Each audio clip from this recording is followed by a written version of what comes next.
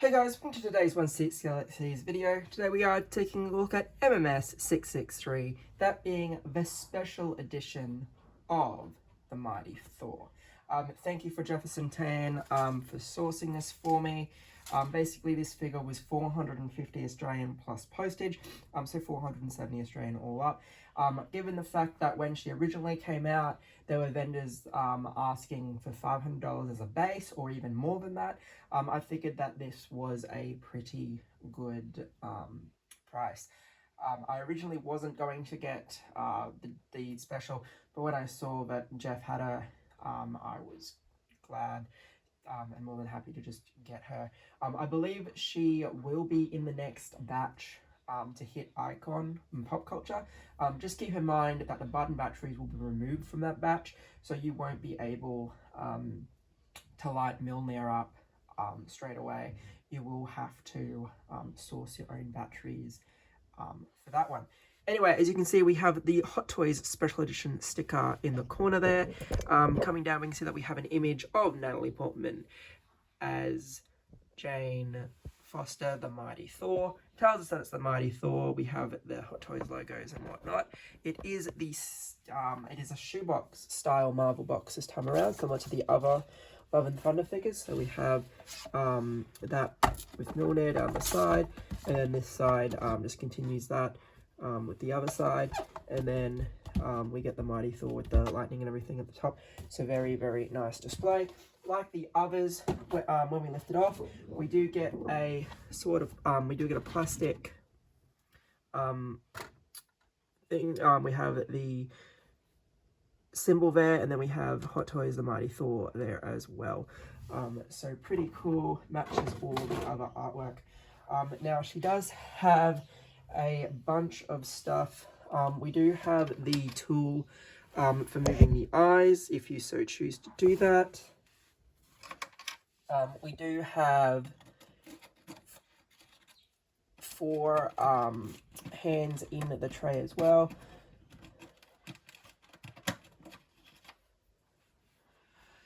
So we do get this Mjolnir holding hand. All the hands are in the kind of armor glove type of a look, so we can see that it looks very, very cool, very detailed, what you would expect from Hot Toys.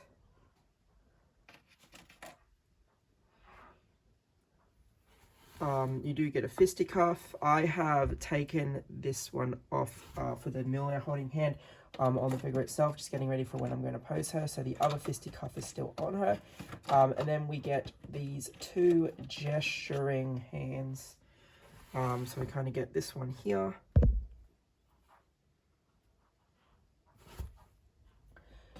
And then we get the same for the opposite hand. So we get those as well. We of course get Mjolnir with the lightning effect.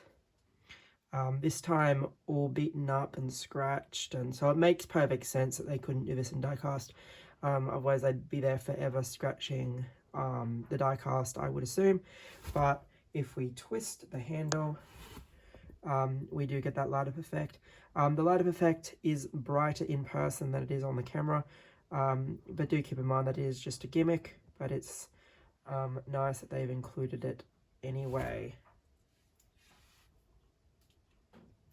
We also get this kind of dynamic Mjolnir when it's breaking apart towards the end of the film. So we can see that the lightning is holding it together. It does seem like quite a fragile piece, so be mindful. Especially if you've had any of these lightning effects break in previous times. I've only ever had one break on me.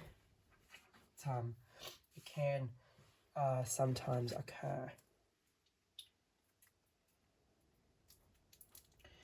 We do of course get the second sculpt. So this being the helmeted sculpt, we can see that it can definitely tell that it's Natalie Portman under there, I think. It's probably some of the lightness is maybe lost a little bit with the helmet, but Overall, I think you can tell that it's her. You can definitely recognize the helmet and everything, obviously. Yeah, so we have this sculpt. Now, this is the special edition.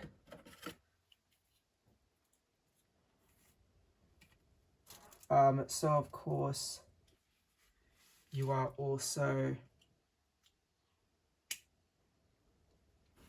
going to receive this, which is, of course, the battle damage helmet. This is designed to go over the sculpt of the actual figure. And the instructions will show you how you do that. But basically, it's like the old Shatari helmets and stuff. It just kind of, the old Loki and Thor, just kind of splits in 3 parts, and it allows you to put it over her head, keeping in mind that that may damage the sculpt. So it is kind of a little bit of a slight negative. That being our special edition accessory, what else could they have really given her?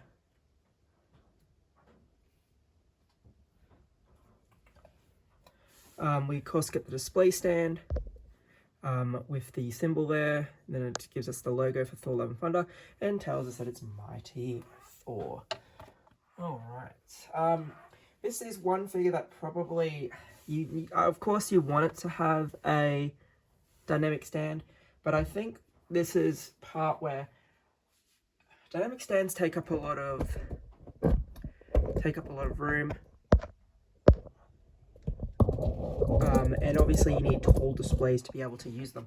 However, unless I'm using them wrong, and I'm going to go back and see if I can find pictures of people using them and stuff, but they are not very good with capes, and generally when you have a character like this for cape, the dynamic stand really does get in the way of the cape. And this is one really cool cape that I think needed a longer dynamic stand.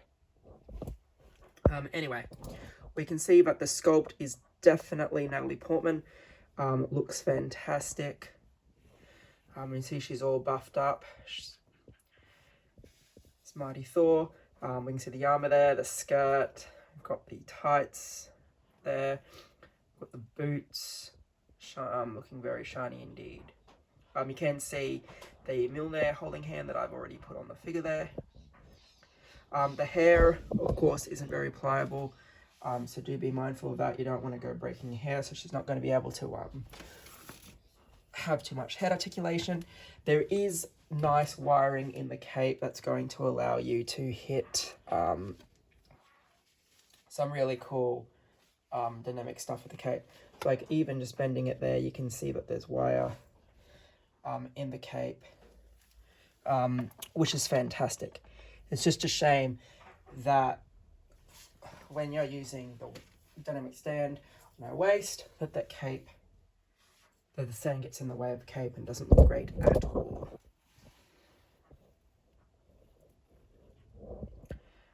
But again, we just have that awesome sculpt.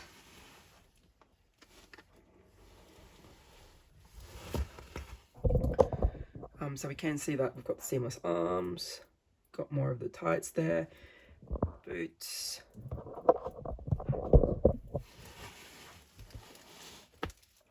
Back of the hair looks fantastic.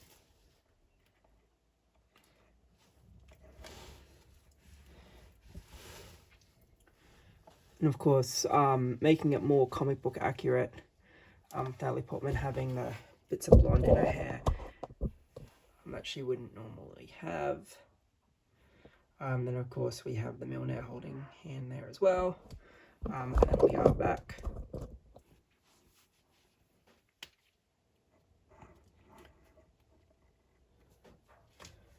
to our sculpt.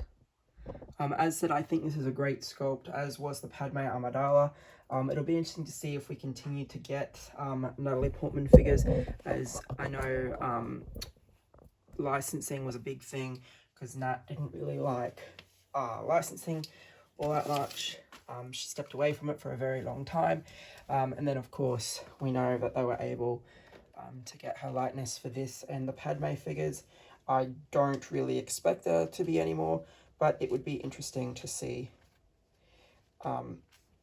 if we did get any more. So it is that new style connector that they've got in the figures, so just kind of be mindful of that. Gonna see if we can pop this second sculpt on real quick.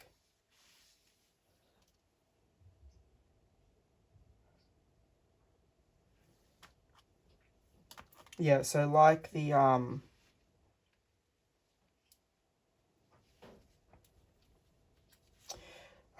Black Adam in that, you are just wanting to leave the adapter on, and it's a matter of lining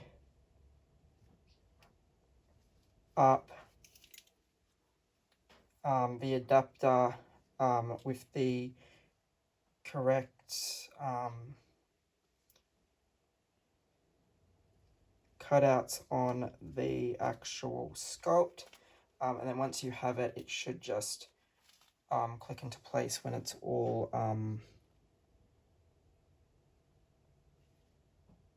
aligned.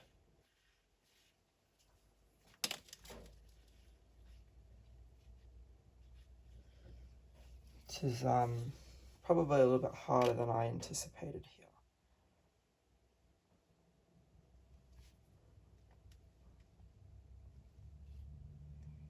There's an extra groove on the sculpt that on the adapter that I wasn't anticipating.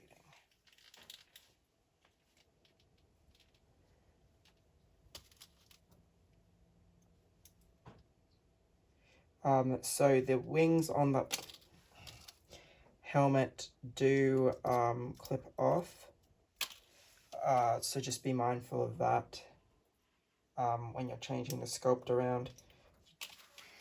Definitely don't want to break anything.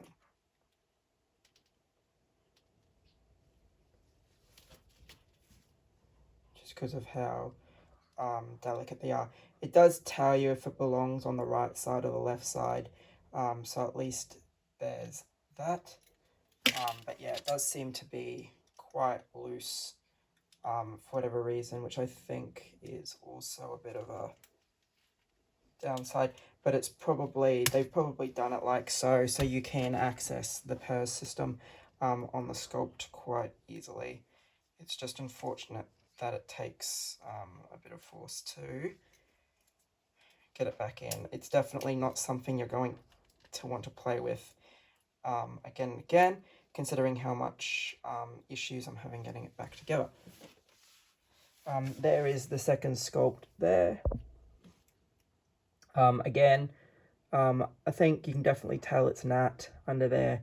It does look fantastic, but I think the unmasked sculpt is just so good that you're probably not even going to worry with this one. You might even have her holding the special edition accessory rather than putting it on the sculpt, but I think they have done a fantastic job here. And again, you are going to be able to get a lot of poses with her.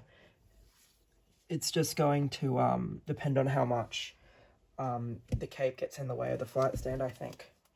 And then just again, there's our first sculpt there, and that is amazing. And then you can see, like I said, you can see where the adapter lines up and all that.